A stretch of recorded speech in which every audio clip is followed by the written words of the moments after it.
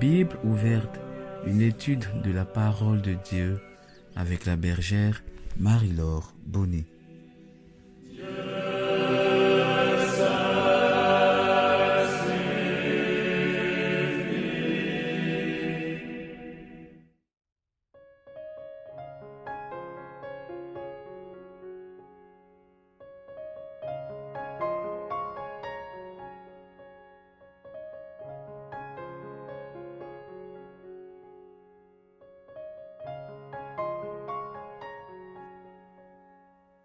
Shalom, chers frères et sœurs en Christ. Shalom, chers fils et filles de l'Alliance. Nous sommes aujourd'hui le mercredi 10 juin 2020. Disposons-nous pour la prière de ce matin. Au nom du Père et du Fils et du Saint-Esprit. Amen. J'ai soif de ta présence, divin chef de ma foi. Dans ma faiblesse immense, que ferais-je sans toi? Chaque jour, à chaque heure, oh, j'ai besoin de toi. Viens Jésus et demeure auprès de moi. J'ai soif de toi, Seigneur, mon âme soupire après toi. Comme une biche soupire après les eaux vives, ainsi mon âme te désire, ô mon Dieu. Seigneur, toi qui sais tout, qui vois tout, qui peux tout, tu sais combien de fois tes voies sont parfois obscures pour moi. Viens au secours de ma faiblesse, prends-moi par la main, guide-moi sur le chemin qui mène à toi. Je ne veux plus vivre loin de toi. Je veux être à toi, t'appartenir, ô mon Dieu, être voué à toi, être consacré à toi, être marqué par ton esprit, me laisser diriger et conduire par toi, toi le vivant, la source d'eau vive. Tu es Dieu, tu es l'unique Dieu et tu es le Dieu en dehors de qui il n'y a point d'autre Dieu. Tu es l'alpha et l'oméga, le commencement et la fin, le Père de notre Seigneur Jésus-Christ, mort et ressuscité pour nous. Ô Seigneur, nous bénissons ta présence dans notre vie. Amen.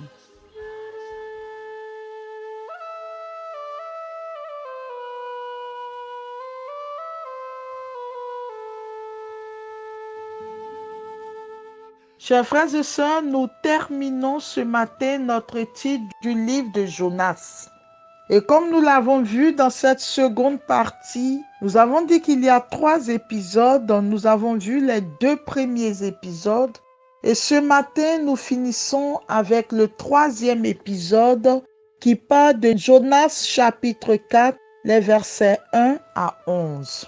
Je nous invite à prendre nos Bibles et nous lisons. Jonas trouva la chose très mauvaise et se mit en colère. Il fit cette prière au Seigneur. Ah Seigneur, je l'avais bien dit lorsque j'étais encore dans mon pays. C'est pour cela que je m'étais d'abord enfui à Tarsis. Je savais bien que tu es un Dieu tendre et miséricordieux, lent à la colère et plein d'amour, renonçant au châtiment. Eh bien, Seigneur, prends ma vie. Mieux vaut pour moi mourir que vivre. Le Seigneur lui dit, as-tu vraiment raison de te mettre en colère? Jonas sortit de Ninive et s'assit à l'est de la ville. Là, il fit une hutte et s'assit dessous, à l'ombre, pour voir ce qui allait arriver dans la ville. Le Seigneur Dieu donna l'ordre à un arbuste, un ricin, de pousser au-dessus de Jonas pour donner de l'ombre à sa tête et le délivrer ainsi de sa mauvaise humeur. Jonas se réjouit d'une grande joie à cause du ricin. Mais le lendemain, à l'aube, Dieu donna l'ordre à un ver de piquer le ricin et celui-ci se dessécha. Au lever du soleil, Dieu donna l'ordre au vent d'est de brûler. Jonas fut frappé d'insolation. Se sentant défailli, il demanda la mort et ajouta, « Mieux vaut pour moi mourir que vivre. » Dieu dit à Jonas, « As-tu vraiment raison de te mettre en colère au sujet de ce ricin ?»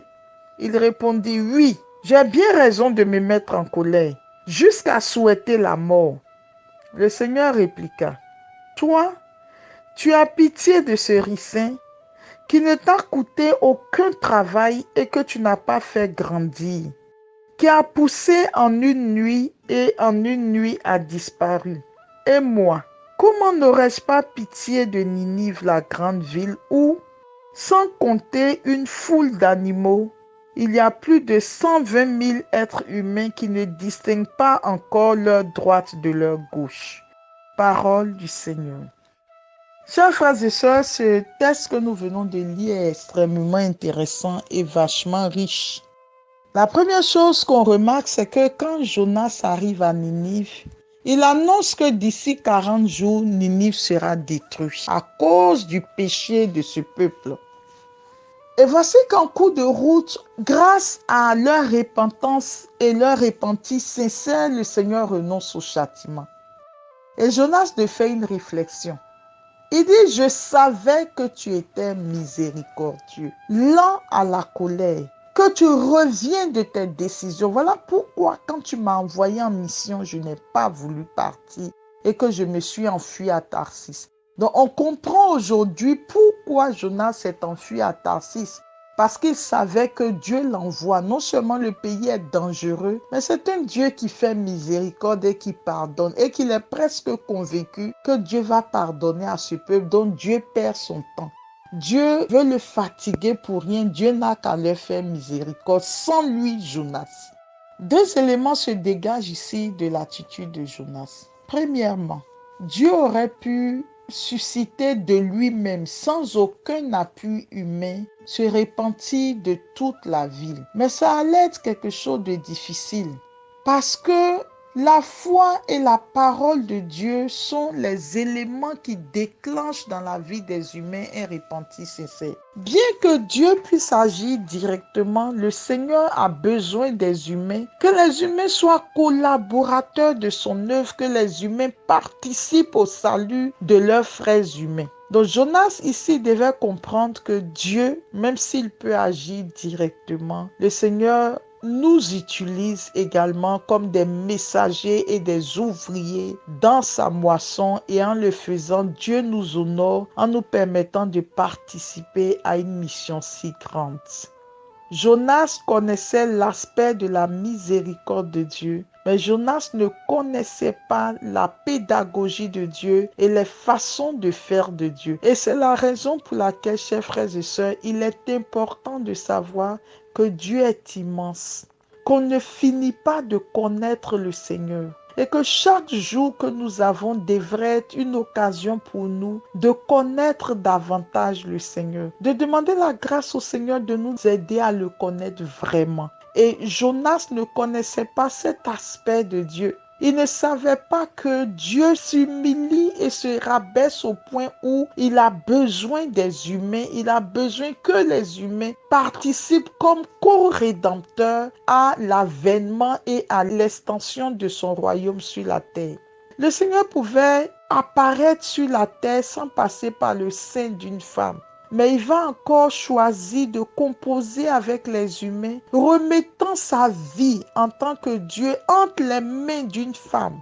Risquant sa vie, Dieu va emprunter la voie humaine. Dieu va faire confiance à l'être humain. Et dans tout ce que le Seigneur fait, le Seigneur a besoin des humains. Il a besoin des hommes pour servir de prêtre et d'intermédiaire entre lui et les autres humains. Dieu, dans son amour, dans sa miséricorde, a conçu dans son esprit que l'être humain soit avec lui, l'être humain travaille avec lui à la rédemption du genre humain. Et ça, Jonas ne l'a pas compris. Et c'est la raison pour laquelle, chers frères et sœurs, le Seigneur va parfois nous poursuivre dans nos vies.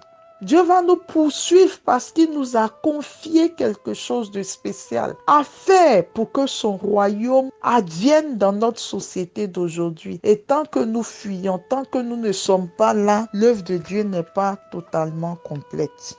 La deuxième chose que nous allons également découvrir, mais qui n'est qu'une confirmation de ce que nous savons, c'est que les circonstances, les objets et les événements sont également sous le pouvoir de notre Dieu. Dieu va susciter un ricin, appeler un ver à agir, appeler le vent d'est à agir. Donc le Seigneur suscite encore une série d'événements pour donner une leçon à Jonas. Et ce que j'ai aimé dans ce passage, Dieu dialogue avec Jonas. Dans sa pédagogie, il va se rabaisser pour expliquer ce qu'il fait. Il va créer les circonstances, espérant ouvrir l'entendement de Jonas et l'emmener à la conclusion à laquelle il veut arriver. Comme une mère, comme un père prend le temps d'expliquer les choses à son enfant, Dieu va se rabaisser à ce point pour susciter le ricin, pour retirer le ricin, pour changer l'humeur de Jonas en l'emmenant à comprendre à la fin que s'il est capable de protéger un ricin, il y a un enjeu beaucoup plus grand à Ninive. Il y a beaucoup d'êtres humains qui ne distinguent pas leur droite de leur gauche. Il y a beaucoup d'êtres humains qui font les choses parce qu'ils ne le connaissent pas vraiment et le Seigneur donc leur trouve une excuse. Chers frères et sœurs, dans la méditation de ce jour, je voudrais attirer notre attention sur le fait que si l'homme regarde à l'apparence, l'homme ne regarde que les actes qu'il voit. L'homme ne regarde que les événements qu'il observe. Mais Dieu, lui, ne regarde pas l'apparence, mais Dieu regarde l'origine de l'acte qui est posé. Et le Seigneur dit, l'homme regarde à l'apparence, mais Dieu, lui, regarde le cœur. Dans cet épisode que nous étudions en ce moment, nous pourrons l'intituler le procès de Dieu et le procès de Jonas à Dieu. Jonas est en colère. Pourtant, il dit qu'il craint Dieu et qu'il le connaît. Jonas, comme la plupart d'entre nous, regarde l'apparence, le péché des Ninivites, leur cruauté. Mais Dieu regarde, lui, le cœur de ces personnes. Dieu regarde ce qui est à l'origine de ce péché. Et le Seigneur dit lui-même que c'est un peuple qui ne distingue pas sa droite de sa gauche. C'est un peuple qui ne sait pas ce qu'il fait. Le Seigneur trouve une excuse aux Ninivites.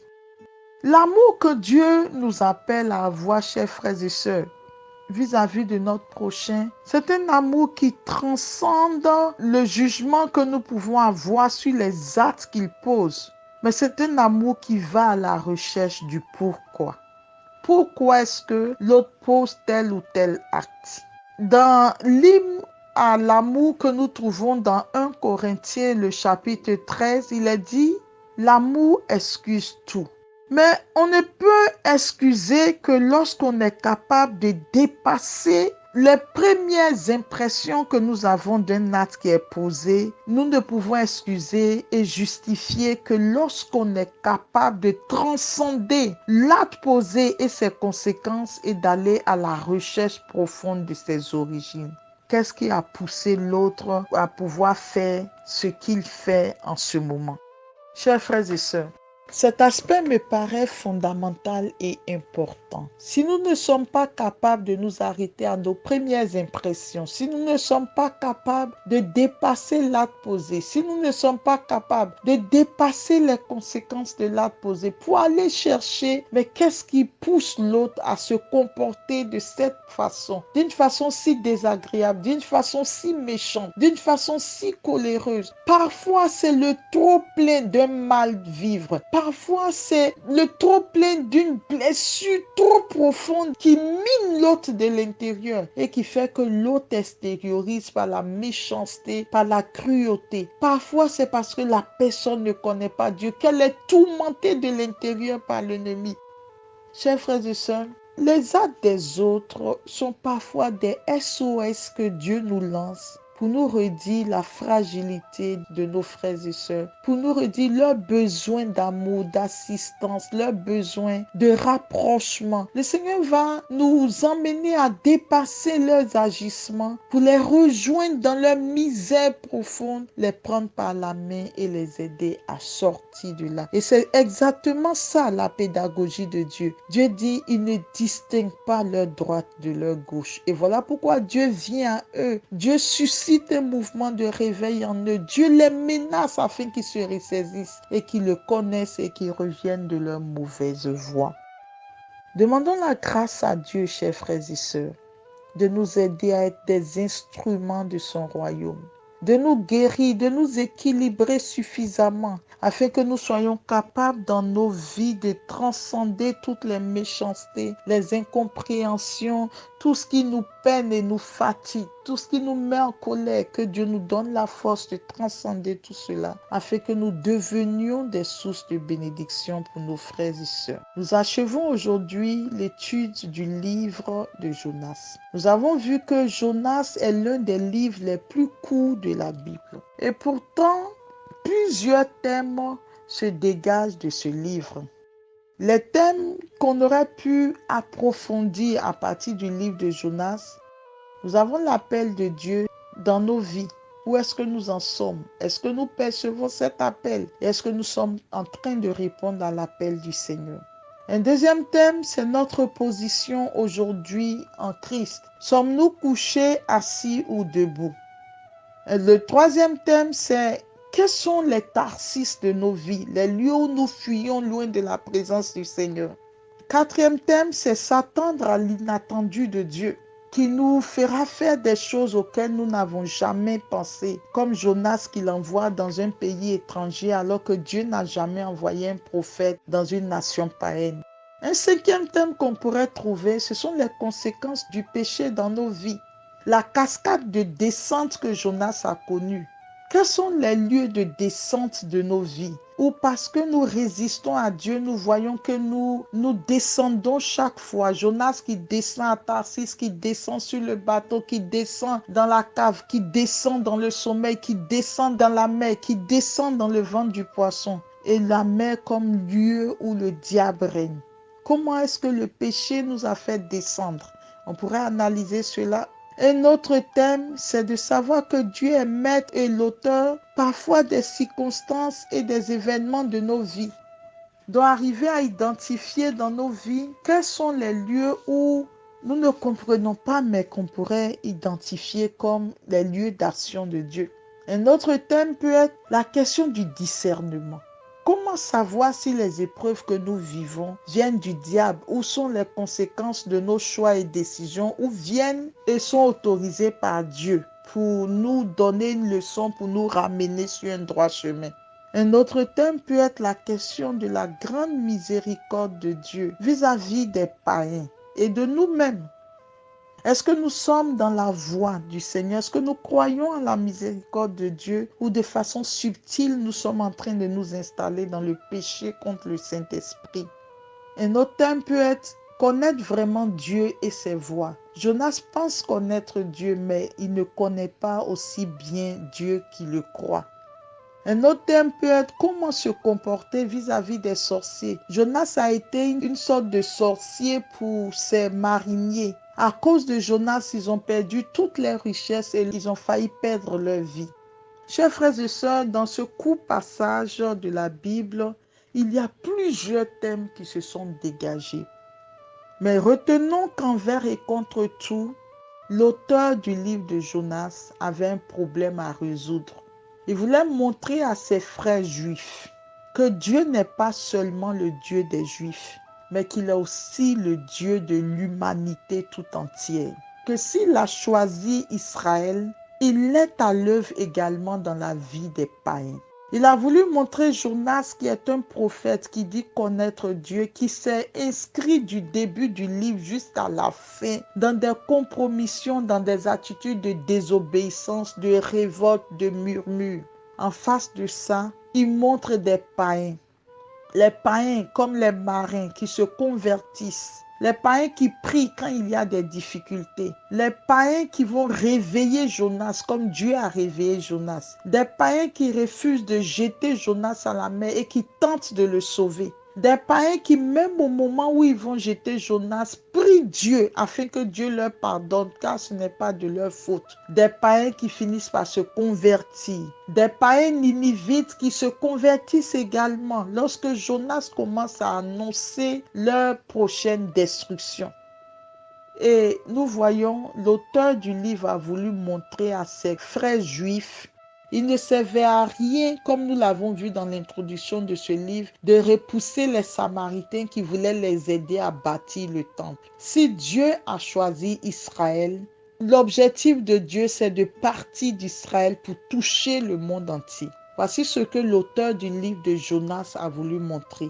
Aujourd'hui, il y a une discussion au niveau des exégètes. Certains disent que Jonas a existé, d'autres trouvent que c'est une histoire qui a été racontée afin de donner une leçon. Que Jonas ait existé ou n'ait pas existé, je souhaite que nous n'en fassions pas un débat, mais retenons l'essentiel du message du livre de Jonas. L'autre est le bâton de sondage de Dieu dans notre vie. Le Seigneur utilisera l'autre, qu'il soit chrétien ou païen, comme instrument parfois de notre rédemption. Le Seigneur utilisera l'autre, même s'il est païen, comme instrument de notre rédemption et pour nous envoyer sur le droit chemin. Je prie que toutes les grâces de l'étude de ce livre reposent sur chacune de nos vies. Revenez parfois sur l'étude d'un livre, réécoutez et faites vous-même des études autour de ce livre et vous verrez que la manne cachée de ce livre deviendra une nourriture pour votre croissance spirituelle et Dieu vous aidera à grandir. À partir de la semaine prochaine, avant d'aborder l'étude du livre d'Esther que nous avons déjà lu, je vais faire une étude thématique en 2 livres bibliques pour nous permettre de voir que dans la Bible, on peut faire l'étude d'un livre, on peut faire une étude thématique, on peut faire l'étude d'un personnage, etc. Je ferai une étude thématique sur l'importance et le ministère des anges dans la vie du chrétien. C'est le thème que nous allons aborder et donc à partir de demain, on vous donnera des tests à lire chaque jour. Merci de les lire et à partir du lundi prochain, nous allons démarrer une nouvelle thématique sur les anges. Que Dieu vous bénisse, qu'il vous garde et que sa faveur repose sur chacune de vos vies. Amen.